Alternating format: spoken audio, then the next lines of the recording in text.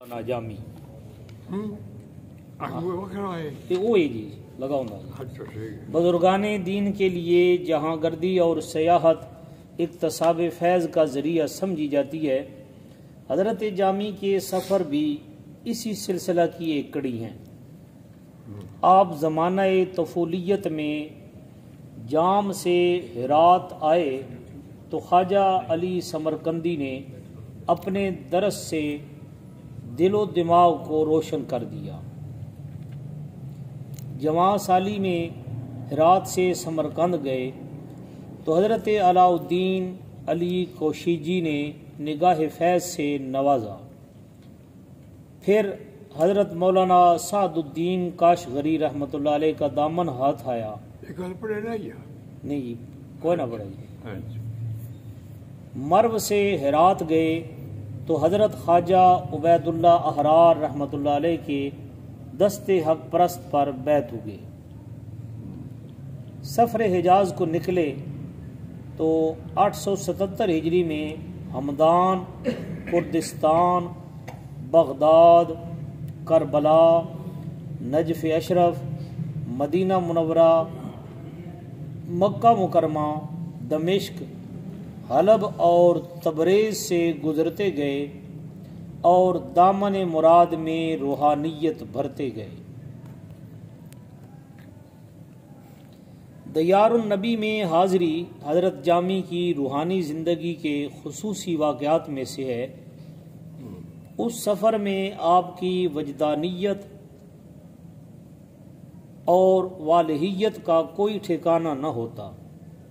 آپ پہلی بار 877 ہجری میں سفر حج کو روانہ ہوئے تو راستہ میں ہر شہر کے حاکم نے آنکھیں فرش راہ کی۔ استقبال اور الوداع کی تقاریب دیدنی اور شنیدنی تھیں۔ بغداد پہنچے تو شیعوں کو مجلس مناظرہ میں شکست فاش دی۔ روضہ امام حسین رضی اللہ عنہ پر جبیں سا ہوئے، وجد میں تڑپ تڑپ گئے۔ کردم زدیدہ پائے سوئے مشہد حسین، ہست این سفر بمذہب عشاق فرض عین۔ واپسی پر بغدادیوں نے بڑی عزت افزائی کی تو بڑا زوردار قصیدہ لکھا جس کا مطلب یہ تھا: بہشا ساکیا ولب شت سر سبو، وز خاطرم کدورت بغدادیاں بشو۔ بغداد سے روضۃ النبی کے لیے روانہ ہوئے تو آنکھیں فرش راہ کر دی۔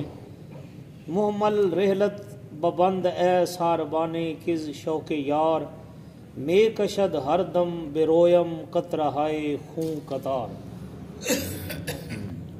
نجف اشرف حاضر ہوئے تو وجدان ملاحظہ فرمائے: اصبحت زائرن لک یا شحنہ النجف، بحر نثار مرکد تو نقد جاں بکف، میں موسم آستانہ کسر جلال تو، در دیدہ اشک عذر ز تقصیر ما سلف، ناجنس را چہ حد کے زند لاف حب تو،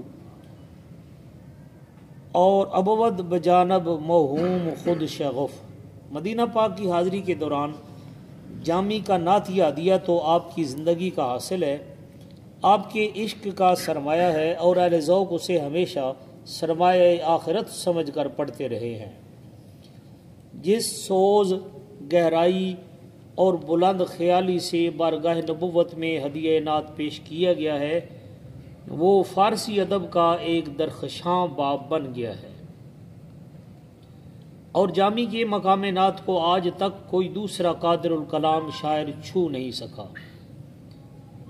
جامی ایک عاشق رسول کی حیثیت سے اولیاء نقشبند میں معروف ہوئے۔ آپ نے جس والہیت سے بارگاہ رسالت میں ہدیہ نعت پیش کیا ہے، اس کا سارے فارسی ادب میں جواب نہیں ملتا۔ وہ وادی بطحا میں پہنچ کر مدینہ، خاک مدینہ، خار مدینہ، حتیٰ کہ سگے مدینہ کو بھی اپنے دل کے قریب پاتی ہیں۔ وہ سرزمین نبی کو جانے والے قافلوں کو سلام کرتے ہیں۔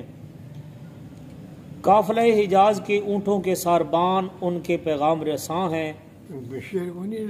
یہ گاؤندے پہ نہیں، نسیم بہاری کو فریاد پہنچانے کا ذریعہ بناتے ہیں۔ نسیمہ جانب بطحا گزر کن، ز احوالم محمد را خبر کن۔ بانگ وصل از قافلہ برخاست خیزے اے سارباں، رختم بنہ بر راہلہ آہنگ رحلت کن رواں۔ یا رب مدینہ است این حرم کز خاکش آید بوئے جاں، یا ساحت باغ ارم یا عرصہ روض الجنان۔ بکعبہ رفتم و زانجا ہوائے کوئے تو دیدم، جمال کعبہ تماشا بیاد روئے تو کردم۔ وہ عشق رسول میں ڈوب کر نعت رسول لکھتے تھے، اور وہ اس فن میں منفرد ہی نہ تھے بلکہ امام تھے۔ دیدار روضہ اطہر کے لیے جس جذب و جنون کا حصہ انہیں ملا تھا وہ دوسرے شاعروں کے ہاں کم پایا جاتا ہے۔ وہ کوئے رسول میں سر کے بل جاتے ہیں، دیدہ و دل فرش راہ کرتے ہیں، پلکوں سے جاروب کشی کرتے ہیں، اور پھر فریاد، التجا، الحاح اور گریہ و فغاں کی جو رقت ان کے ہاں پائی جاتی ہے اس سے رحمت دو عالم کی گھٹائیں جھوم جھوم جاتی ہیں۔ وہ سرکار دو عالم کی محبت کے دامن میں لپٹ کر اپنی بات کہتے ہیں۔ اویم طائفی نالین پاکن، شراک از رشتہ جانہائے ما کن۔ جامی جس جذب و مستی میں بارگاہ رسول میں حاضر ہوتے ہیں، اس میں جنید و با یزید کا ادب بھی ہے، اور بلال حبشی کی رقت و الوہیت بھی۔ یہ واقعہ اہل دل کی مجالس میں اکثر سنا گیا کہ حضرت جامی جب بارگاہ رسالت میں حاضر ہونے گئے تو والی مدینہ کو خواب میں حکم دیا گیا کہ میرے عاشق کو شہر کے باہر روک لیا جائے، کل ڈیڑھ سوال کی طرح، ورنہ جس جذب و کیف میں وہ آ رہا ہے مجھے اس کی دل دہی کے لیے گنبد خضرا سے باہر آنا پڑے گا۔ جامی کو کئی بار روکا گیا، جوش و جذب کے فروغ ہونے پر اجازت زیارت ملی۔ ایک بار ایک سالار کاروان سے سازش کی کہ مجھے صندوق میں بند کر کے گنبد خضرا تک پہنچایا جائے۔ بئیں ہما والی مدینہ کو زیارت ہوئی جو بنفس نفیس اس کاروان عشق و محبت کے استقبال کے لیے شہر کے دروازے پر کھڑا تھا، جس میں حضرت جامی چھپ کر داخل ہو رہے تھے۔ اونٹ سے سامان اتارا گیا، سامان عشق و محبت تھا جو جامی کی شخصیت بن کر صندوق میں بند تھا۔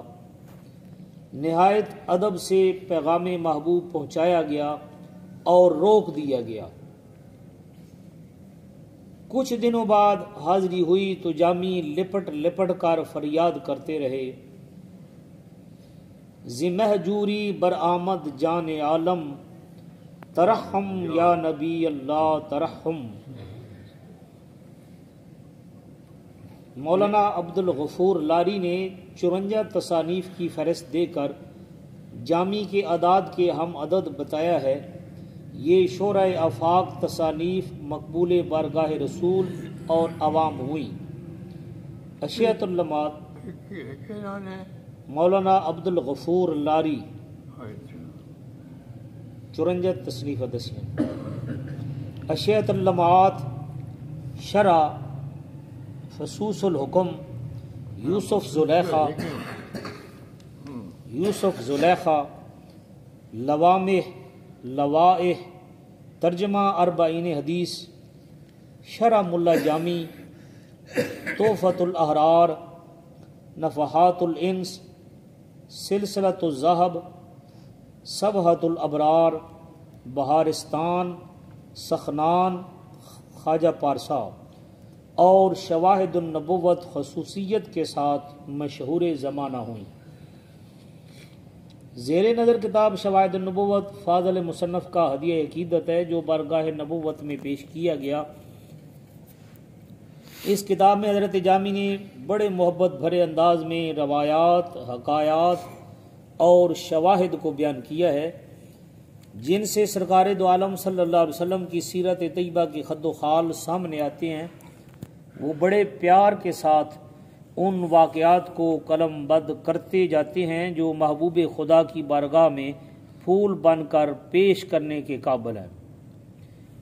وہ دور جدید کے سوانح نگاروں کی طرز سے ہٹ کر ان شواہد پر اکتفا کرتے ہیں جن سے عظمت رسول جھلکے اور قاری کے دل میں محبت رسول کا جذبہ بیدار رہے۔ اس کتاب کے سینکڑوں مخطوطے اہل ذوق کی قلموں نے صفحہ کرتاس پر محفوظ کیے اور ہزاروں جلدیں زیور اشاعت سے آراستہ ہو کر قارئین تک پہنچی۔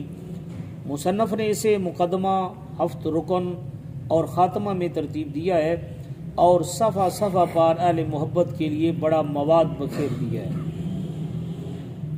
شواہد النبوت کا جامی کی ان تصانیف میں شمار ہوتا ہے جو توشہ آخرت بنتی ہیں۔ وہ اپنے موضوع کے اعتبار سے اس ہستی کی حیات طیبہ کا عکس جمیل ہے جس کا ذکر قدوسیان عرش کے لیے بھی سرچشمہ نور ہے۔